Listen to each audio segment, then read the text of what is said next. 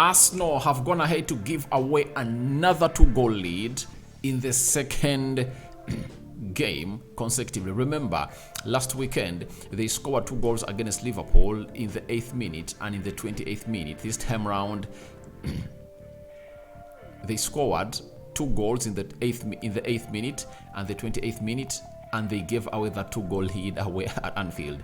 Even today, they scored in the 7th minute, that is Jesus, and then Odegaard doubled the lead in the 10th minute, and obviously they've also gone ahead to really give it away. It looks like the pressure is mounting onto Arsenal, having gone ahead to really see to either they're playing the game of football against West Ham, as City played yesterday and they won. Obviously, Arsenal's gone ahead to draw points, and right now they are left with 7 games to go, and in those 7 games they're having Man City, they're having Chelsea, they're having Newcastle, they're having Brighton at home, so they are not looking like easy games. And can Arsenal really get back from those ways of dropping points to winning the league? That is what every Arsenal fan is really asking himself today. But obviously, it doesn't look well for Arsenal. They are really doing things that a champion shouldn't be doing, because these are not champion behaviors. These are not acts of champions. These are acts of crumblers. These are actions of bottlers. And I think Mikel Arteta will find himself in a position of asking himself, what am I supposed to be doing? And I think he is to blame a little bit in this game of football. Have you seen how Jorginho played, or how the team of Arsenal really came back into play when Jorginho came on? Thomas Partey today was one of the worst players on the field of play. You know, the first goal they conceded, that was a penalty. He tries to really lift that ball past Declan Rice. You know, that is what we call being petulant. You know, you can't do such a thing in the middle of the park. You can't, you know.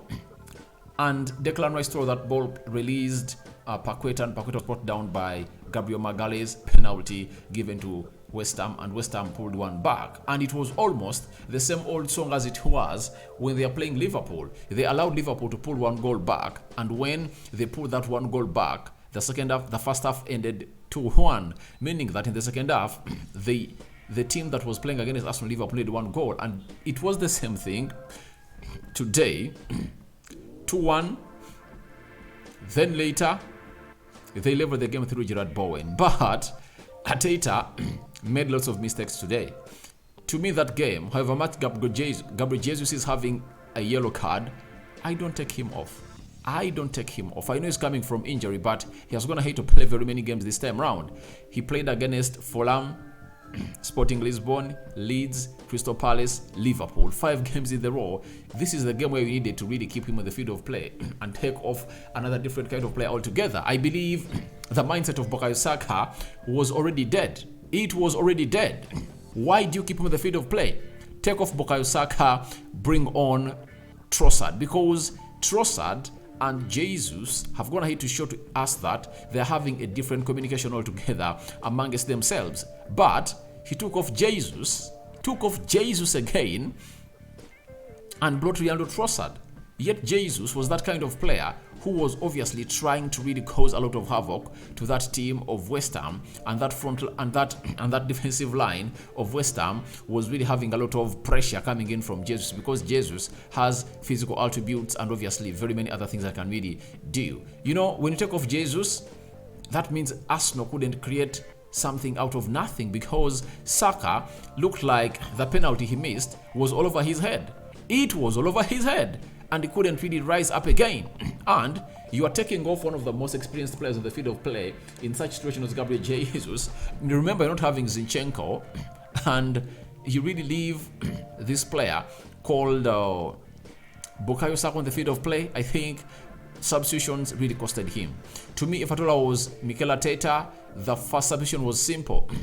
Take Thomas Partey off the field of play in the second half. At the beginning of the second half, Thomas Partey needed to be taken off. He wouldn't return. He was really looking horrible, very, very badly. And West Ham was not using the midfield, for your information. They were not using the midfield. They are going long and using the wing play. and they use so much Gerard Bowen. Benrahma was not so much in the game, but they used that wing of Gerard Bowen a lot, and obviously that's where havoc really came in from for the second goal. And I think Arsenal players just found themselves burying their heads in the sand again. 2 games consecutively, Arsenal have conceded penalties. That last happened, I think, was it 1993 in the Premier League for Arsenal. So it shows you that there is a lot of pressure on Arsenal players, and this is where I always tell you, and you guys say that Rokani looks like he's not in love with Thomas Partey, but I think Jorginho is a better suited player in such situations than Thomas Partey, because he knows what to do. He can really maintain the pressure, but the pressure that West Ham put on Arsenal looked like it went over the head of Thomas Partey, and he couldn't handle that midfield. And Arsenal are really looking bad. You can't allow 2 goals in against West Ham. You can't. Thomas Partey, is the man who is supposed to really give Arsenal control of that game. I complained about the same thing in the game of Arsenal versus Liverpool, and some people took me bad. But you've seen what Thomas Partey has done today. Games of football are won and lost in the midfield. If your midfield cannot go ahead and really conquer everything, then you will find yourselves into a conceding and losing side. Now, if City win their game they have in hand, they will be how many points? 1 point behind Arsenal. Arsenal is hosting Southampton on Friday at Emirates. Are they going to capitulate again? We don't know, because looks like when they start losing, they might lose even another game. Thank God that their next game is going to be played at Emirates, because they're going to be having fans behind them. Last season, Arsenal came here and drew 3-3. This time around, they've drawn 2-2, but they've gone ahead to give away their lead. The lead was healthy, 2-0. All they needed was just 1 goal to kill off the game of football. 3-0, West Ham is out of that game. Even when it was 2-1, Arsenal gets a penalty. Saka fails to put that ball at the back of the net. And we can all agree that from the game of Leeds, Liverpool, and West Ham, Bukayo Saka is abysmal. He's looking bad. And I obviously have to blame everyone who made a decision that Bukayo Saka should take that penalty. That penalty is beyond his levels of pressure in the game. I give it to Gabriel Jesus on any other day. Granit Xhaka also looking like he has a problem. The build-up play for the first goal was really very great. Second one, also nice to watch on the eye. But what happened next? The team crumbled. And I think Arsenal want to bottle this league. If you can't win away at West Ham when you're really having 2 goals, when you're really having a 2-goal lead, are you going to go away at Etihad next Wednesday but 1 to win a game there? That's where the worry should be. Acting like champions is something that should call upon for you converting every chance that you get. A penalty should be really one of those chances that you should go ahead and really convert to kill off the game, because Arsenal had a chance again to make it 3-1, and if at all Arsenal makes it 3-1, West Ham looks like it's a long mountain to climb. We cannot really climb it. But Saka misplaced that chance, and I never saw Arsenal putting in a very intensive approach to this game. West Ham, a team that played on Thursday, had more energy on the field of play than Arsenal, meaning that West Ham wanted this game more than Arsenal, because if you are Arsenal, you need to boss this game. There is no difference between how Arsenal played on Sunday against Liverpool and how they played today against West Ham. Same things, same scenarios, giving away cheap goals, Thomas Partey culprit again, and Declan Rice has shown him that, please, I can press you and get that ball off you. And I think for Thomas Partey, that's the yellow card we're supposed to get. That was the yellow card we're supposed to get.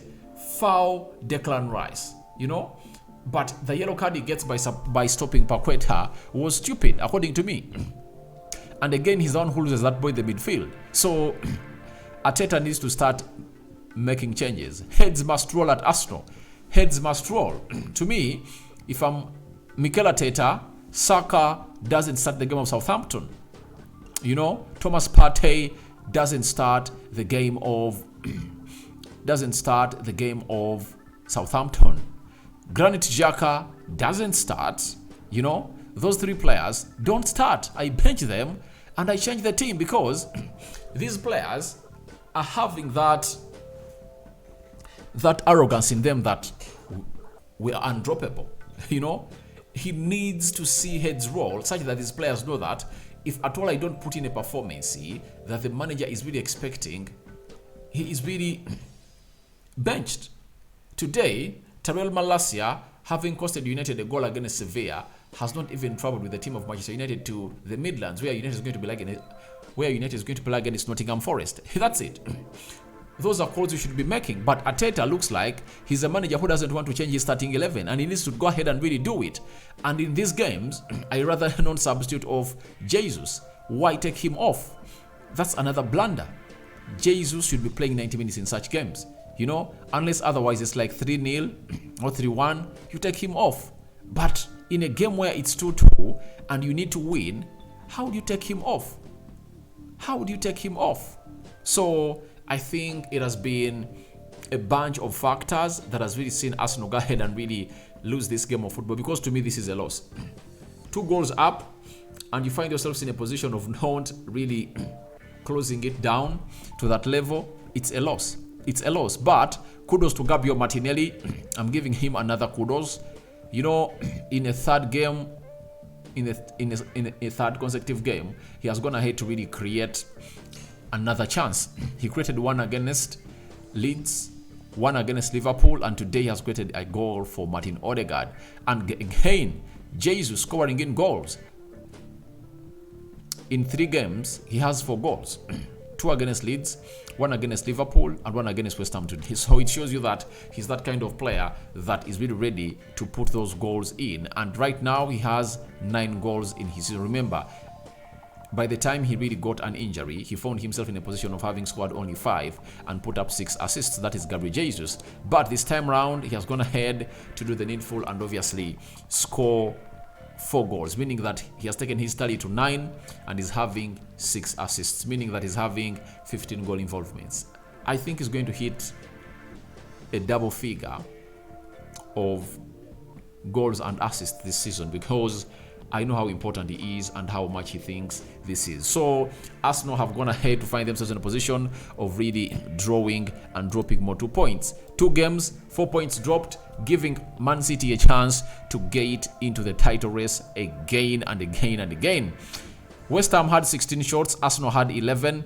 3 shots on target by West Ham, 5 shots on target by Arsenal. 28% ball possession by West Ham, 72% ball possession by Arsenal. This is what I told you, that West Ham surrendered the ball possession, and all what you had to do was simple: get on a player known as Jorginho, because Jorginho will help you in the forward play, because West Ham had given up possession. Then West Ham completed 222 passes, Arsenal had 593 passes, 68% passing accuracy for West Ham. Arsenal had 86%.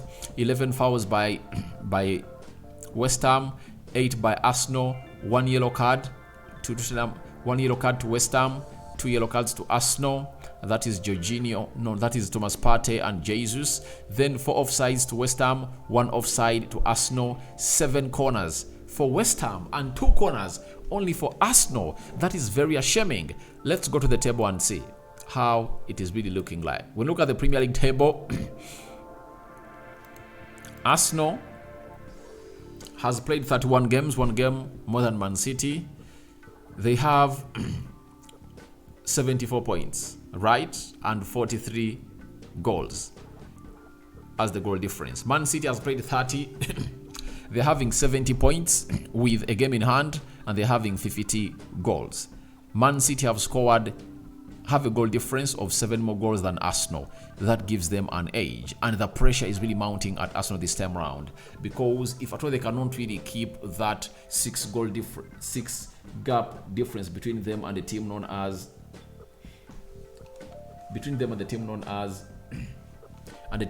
Man City, then I think trouble has really shown up into the palace of Arsenal, because now pressure is really going to be imposed onto them a lot, and I don't know how they're going to react onto that, because it really looks nasty. It really looks nasty for a side known as Arsenal, because more pressure is going to be piled onto them. Because if you come into this situation that Arsenal is in, and you can't find yourselves really winning your games, it's really bad and worse. It's bad and worse, because if Arsenal came 2 goals behind to really get a draw, I would have said, all right, they've gone ahead to do the needful. But Arsenal has lost another 2-goal lead. Game management is turning out to be a very big problem to Arsenal. Game management is abysmal. It's abysmal.